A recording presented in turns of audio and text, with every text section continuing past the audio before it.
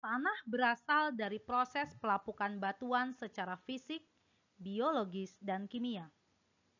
Faktor-faktor yang mempengaruhi proses pelapukan batuan menjadi tanah dapat dibedakan menjadi faktor fisik, faktor biologis, dan faktor kimia. Faktor fisik yang mempengaruhi pelapukan batuan meliputi iklim dan sinar matahari, curah hujan, serta angin. Dan faktor biologi yang mempengaruhi pelapukan batuan yaitu vegetasi tumbuhan lumut dan mikroorganisme tanah. Sementara itu, faktor kimia yang mempengaruhi pelapukan batuan adalah air dan perubahan kimia. Faktor fisik yang mempengaruhi pelapukan batuan antara lain 1. Iklim dan sinar matahari. Iklim dan sinar matahari akan mempengaruhi suhu bumi. Apabila terjadi perubahan suhu panas dan suhu dingin yang ekstrim, akan mengakibatkan batu-batuan mengalami keretakan atau pelapukan. Yang kedua adalah curah hujan. Curah hujan yang tinggi akan mempermudah terjadinya proses pelapukan batuan. Dan yang ketiga adalah angin. Apabila batuan sering berbenturan dengan angin, lama-kelamaan akan mengakibatkan batuan tersebut mengalami keretakan dan akhirnya pecah. Oleh karena itu, terbentuk puing-puing batuan yang banyak. Faktor biologis pelapukan batuan adalah 1. Vegetasi tumbuhan lumut. Tumbuhan lumut dapat hidup di permukaan batuan sehingga dapat mengakibatkan batuan mengalami degradasi.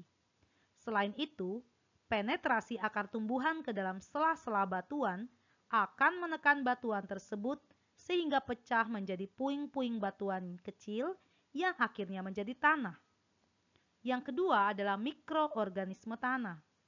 Di dalam tanah terdapat mikroorganisme tanah seperti bakteri dan jamur. Bakteri dan jamur tersebut akan mengurai sisa-sisa tumbuhan yang mati. Hasil penguraian ini akan menghasilkan asam organik yang dapat melarutkan banyak mineral pada batuan. Dengan demikian, batuan tersebut akan mengalami pelapukan. Faktor kimia pelapukan batuan yang pertama adalah air. Adanya retakan pada batuan mengakibatkan air dapat masuk melalui sela-sela kecil. Air tersebut secara perlahan akan menggerus dan melarutkan batuan. Akibat proses penggerusan dan pelarutan, batuan yang tadinya besar lama-kelamaan akan pecah menjadi puing-puing batuan. Yang kedua adalah perubahan kimia.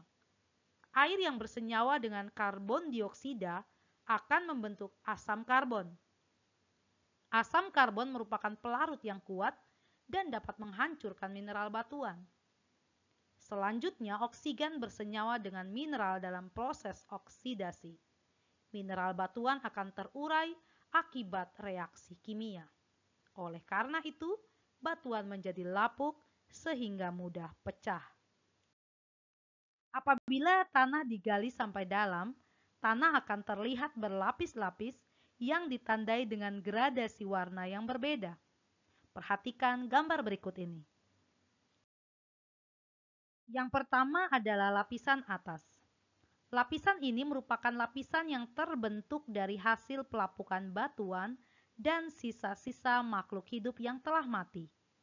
Lapisan ini kaya akan bahan-bahan organik sehingga merupakan lapisan paling subur. Lapisan ini berwarna coklat kehitam-hitaman. Lapisan yang kedua adalah lapisan tengah. Lapisan ini terbentuk dari campuran antara hasil pelapukan batuan dan air. Lapisan ini terbentuk karena sebagian bahan lapisan atas terbawa oleh air dan mengendap. Lapisan ini sering disebut tanah liat. Lapisan yang ketiga disebut lapisan bawah.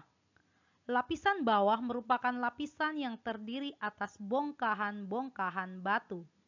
Di sela-sela bongkahan ini terdapat hasil pelapukan batuan. Jadi masih ada batu yang belum melapuk secara sempurna. Lapisan ini berwarna kemerah-merahan dan biasa disebut tanah cadas atau tanah keras. Lapisan paling bawah atau lapisan yang keempat disebut lapisan batuan induk. Lapisan ini berupa bebatuan yang padat, keras, dan sulit mengalami perubahan. Sebagai media tumbuh berbagai organisme, tanah terdiri atas berbagai bahan atau komponen-komponen penyusun tanah. Komponen-komponen apa saja yang menyusun tanah? Mari kita pelajari. Komponen penyusun tanah yang pertama adalah humus. Humus adalah komponen organik yang dihasilkan dari proses dekomposisi hewan atau tumbuhan yang mati, daun yang gugur, atau kotoran hewan yang dilakukan oleh bakteri dan jamur. Humus merupakan tanah yang subur karena mengandung mineral dan nutrisi yang penting bagi pertumbuhan-tumbuhan. Komponen penyusun tanah yang kedua adalah air.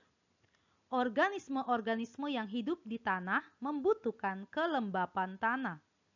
Kelembapan tanah tersebut dapat disebabkan oleh keberadaan air di dalam tanah. Selain itu, air diserap juga oleh tumbuhan setelah air menembus tanah dan mencapai akar.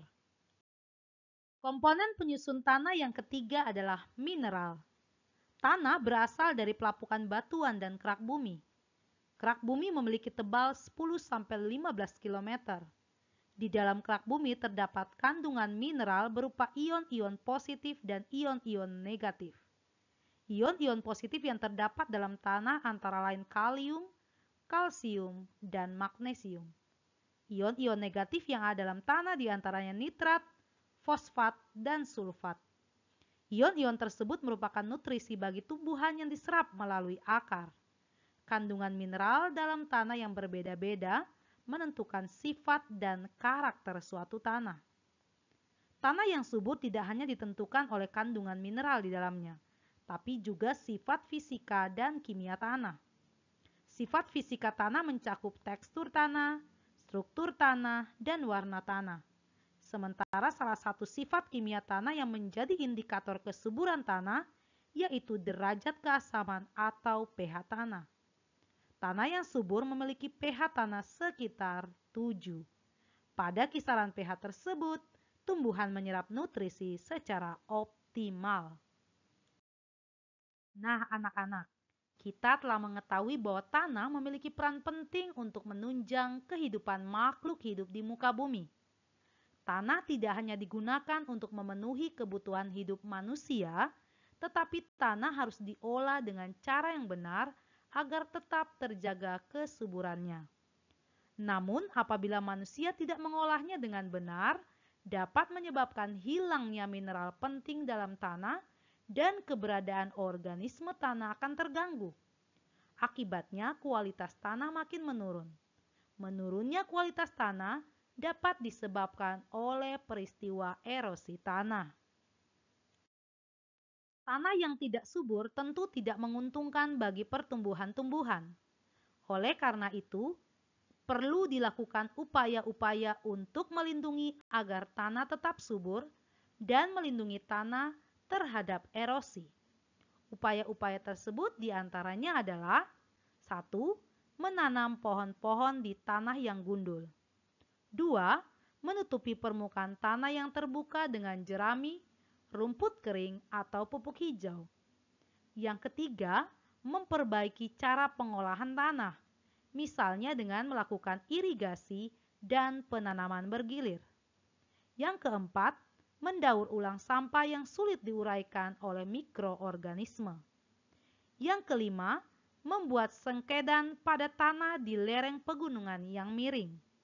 Dan yang keenam adalah mengurangi penggunaan pupuk kimia atau menggunakan pupuk kimia secara bijaksana.